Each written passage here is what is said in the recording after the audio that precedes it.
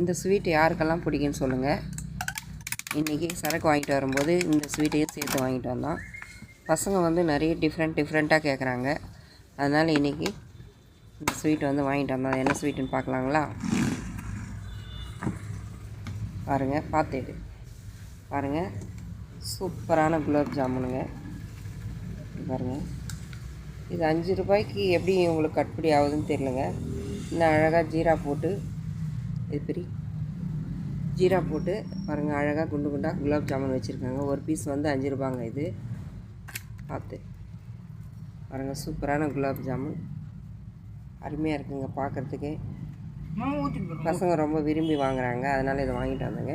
இன்றைக்கி தான் புதுசாக வாங்கிட்டு வந்திருக்கேன். ஆனால் நிறைய கடையில் நான் இருக்கிறத பார்த்துருக்கேன்.